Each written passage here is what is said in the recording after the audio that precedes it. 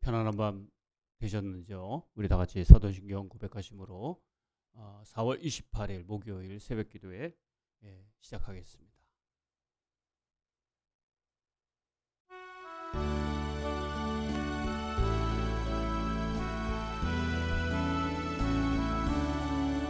복의 근원 강림하사 찬송하게 하소서.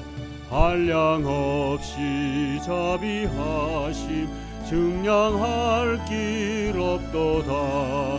천사들의 찬송가를 내게 가르치소서. 구속하신 그 사랑을 항상 찬송합니다.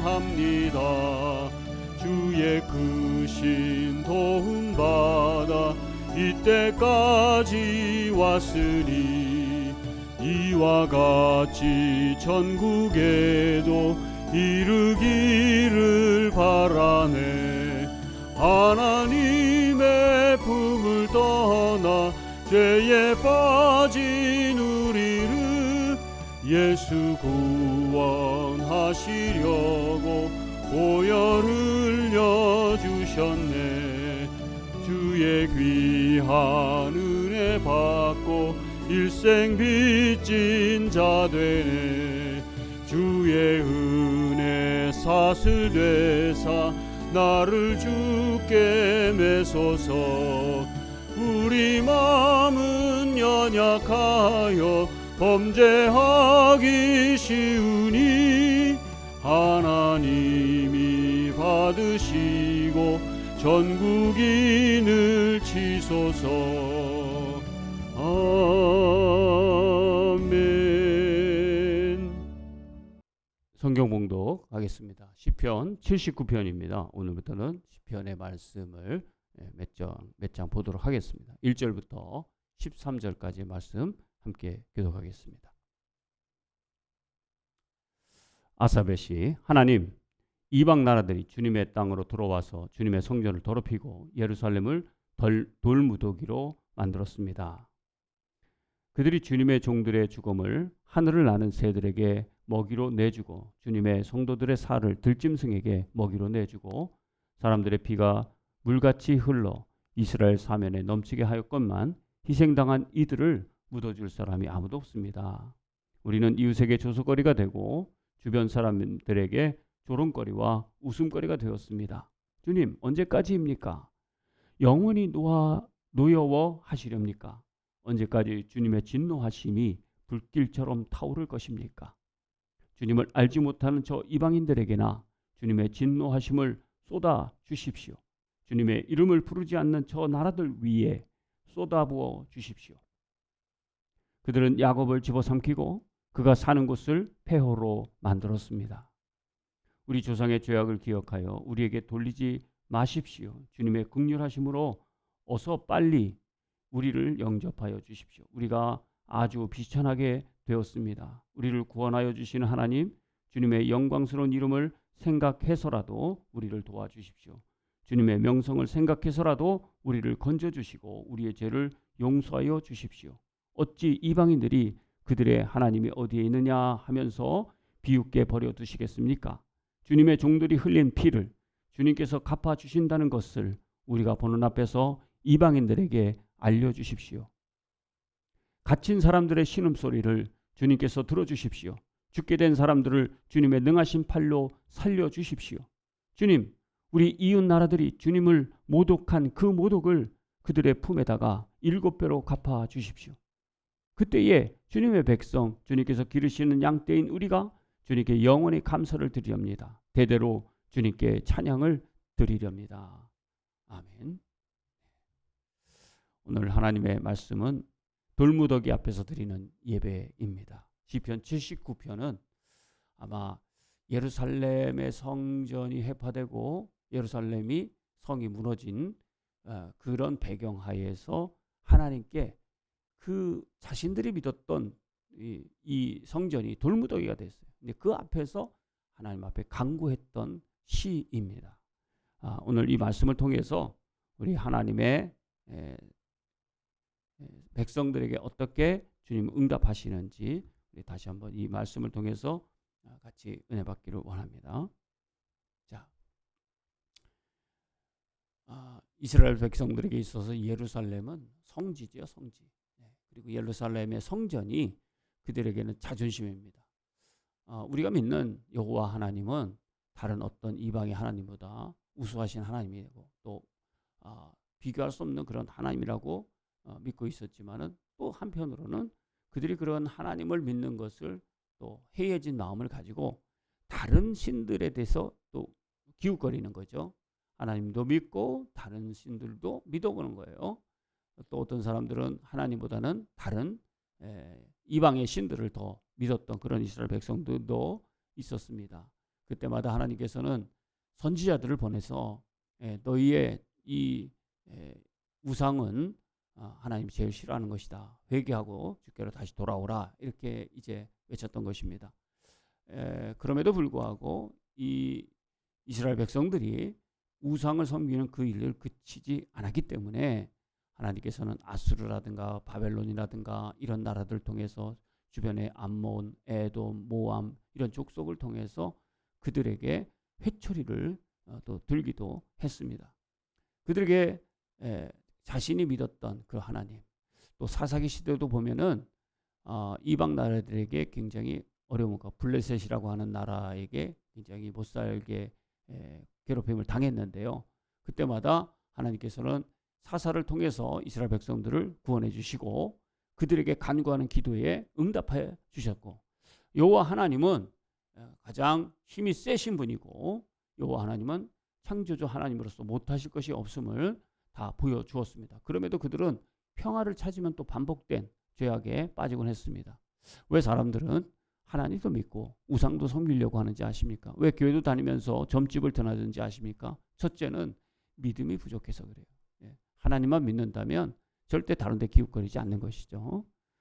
우리가 보험을 딱 하나 들어서 모든 것이 다 앞으로 장래에 일어날 모든 어려운 일들에 대해서 보장이 된다. 그러면 다른 보험은 들지 않을 거예요. 들 필요도 없고. 그런데 이 보험 하나로는 안 되니까 이 보험 저 보험 이렇게 여러 가지 듣는 것과 같은 거죠. 하나님을 믿는다는 것이 어떤 것입니까? 보험을 드는 것은 아니에요. 그런데 사람들은 자기의 안전과 자기의 어떤 삶의 어떤 그 이익을 끝까지 이기적으로 추구하기 때문에 하나님을 섬기기보다는 하나님께 의지해서 자기의 편안함을 유지하기 위한 방편으로 삼는다면 내가 이게 하나님 갖고는 안 되겠지. 그래서 부처도 믿어보고 다른 점집도 드나들고 또 자기의 노력도 하고 이렇게 해서 취사선택하는 그런 종교 생활을 하는 것입니다. 그러니까 이스라엘 백성들의 한편으로는 하나님에 대한 자부심이 있었지만 또 한편으로는 하나님을 믿지 못하는 그런 나약한 그런 면들도 있었기 때문에 하나님께서 참고 참았지만 그들에게 그러나 다시 한번 회초리를 들고 징계를 하시는 모습이죠. 그 방편이 아수르였고 바벨론이었어요. 근데 정확하게 이방 나라들에 대한 탄원의 기도의 내용이 그 이방 나라가 어떤 나라다 이렇게 정확하게 얘기는 못하겠지만 성경의 학자들은 이 시편 79편에 있는 이방 나라에 대한 간구가 어떤 이방 나라냐면 바벨론이 아니겠느냐. 그리고 지금의 상태는 예루살렘이 바벨론에 의해서 무너졌던 그런 모습을 지금 가지고 기도하는 것이 아니겠느냐 하는 거죠. 그러니까 그들이 믿었던 하나님이 지금 자신에게 이렇게 힘든 그런 처참한 모습을 보이고 있으니 다시 하나님을 찾고 있는 것입니다. 어떻게 찾습니까? 좀 이렇게 찾고 있어요. 하나님, 이방 나라들이 주님의 땅으로 들어와서 주님의 성전을 더럽히고 예루살렘을 돌무더기로 만들었습니다. 하나님의 성전이 지금 무너졌는데 왜 하나님 가만히 계십니까? 왜 무너졌죠? 자신들의 죄 때문에 무너진 거죠. 그리고 하나님은 성전 안에 갇혀 계시는 분이 아니시죠. 그런데 그들은 성전에 하나님이 계시는 것이 하나님의 뜻이라고 착각을 하고 있는 거예요. 하나님은 성전 안에 갇혀 계신 분이 아니에요. 그런데 이방의 신전과 이런 것들을 보면서 이스라엘 백성들이 자신들도 성전을 갖기를 원하고, 다윗도 그랬고 또 솔로몬도 그랬기 때문에 솔로몬에게 성전을 지을 수 있도록 허락해 준 것이죠. 그러나 하나님이 성전이 없어진다고 하나님이 나약하거나 하나님이 힘이 없는 분이 아니라, 하나님의 성전은 이스라엘 백성들을 만나기 위한 장소지 하나님을 위한 장소는 사실은 아닌 것입니다. 그런데 이들의 모습 속에는 지금 무너진 성전이 자신들에게도 굉장히 자존심이 상하는 일이었어요. 왜 그랬을까요? 이건 자신들이 고통받으니까 그랬고, 또 예루살렘이라고 하는 성 자체가 무너지고, 또 이방의 바벨론이라든 그런 강력한 군대가 와서 자신들을 아주 처참하게 무너뜨렸던 그런 모습과 아픔이 있었기 때문에 하나님만 믿을 수밖에는 없었던 것입니다. 그래서 돌무더기 앞에서 그들은 하나님께 기도할 수밖에 없었던 것이죠. 우리가 어려움을 당해야만 그 정신을 한번 차릴 수 있는 그런 우리들의 습성이 있는가 봐요. 그런데 그 결과는 처참합니다. 꺼지지 않는 진노의 불. 이게 끝나야 되는데 끝나지 않는 그런 모습들을 보이고 있는 거예요. 자, 오늘 말씀 5절에 보니까 주님 언제까지입니까? 이렇게 탄원하며 하나님께 간구하고 있어요. 언제까지 영원히 주님의 노가 끝나지 않는 그런 날이 되겠습니까? 언제까지 주님의 진노하심이 불길처럼 타오를 것입니까? 왜 그럴까요? 자신들의 생각에 하나님 빨리 끝내줬으면 좋겠는데 이것이 너무 오래가는 것이죠. 하루가 아마 1000년 같을 겁니다. 그리고 6절에는 저 이방인들, 여기서는 아마 자신들의 성전을 무너뜨리고 예루살렘을 무너뜨렸던 그런 이방인들, 그 주님의 진노하심을 쏟아 부어주시고 주님의 이름을 부르지 않는 저 나라들 위에 쏟아 부어주십시오. 왜 우리가 하나님의 백성인 우리가 왜 이런 아픔을 당해야 합니까? 저 사람들이 하나님의 진노를 당해야 되지 않습니까? 이렇게 지금 하나님께 탄원을 올리고 있습니다. 이제 이 무너진 성전, 그러나 그 앞에서 하나님은 우리들에게 말씀하고 있는 게 있어요. 성전은 무너졌지만 너희들이 마음에서 성전을 다시 세워라 말씀하고 계시는 것이죠. 네. 그들이 하나님 앞에 보호해달라고 구하는 이 모습 속에 보이는 예루살렘의 성전은 무너졌지만, 그러나 마음속에 하나님께 간구하는 믿음의 마음, 믿음의 성전은 다시 세워지고 있는 것입니다. 왜 하나님이 이런 극한 그런 상황을 그들에게 주었겠습니까? 어떻게 충격을 줘서라도 그들이 다시 하나님의 품으로 돌아오기를 바라고 있는 것입니다. 우리가 지혜가 있다고 한다면 지금의 상황은 이렇게 해야 될 때구나 라는 것을 빨리 알 텐데, 지혜가 없으면 그 상황을 파악하는 게 늦기 때문에 피해는 더 많아지는 것이죠. 이스라엘 백성들이 하나님에 대한 믿음의 지혜가 많이 부족했어요. 그래서 그들은 빨리 끝날 수 있는 그런 고통의 시간들이 너무 길어졌던 것이고, 그들이 나라를 잃어봐야 그들의 아픔이 얼마나 크고 또 자신의 잘못이 얼마나 잘못된 것인가를 깨달을 수가 있었던 것입니다. 그러나 이 앞에서 그들은 다시 기도하고 간구하고 다시 마음의 성전을 지금 세워가고 있습니다. 그러면서 주님 7배를 갚아달라고 그렇게 지금 기도하고 있습니다. 오늘 말씀 12절에 주님, 우리 이웃 나라들이 주님을 모독한 모독을 그의 품에다가 7배로 갚아주십시오. 이렇게 간절히 간청하고 있습니다.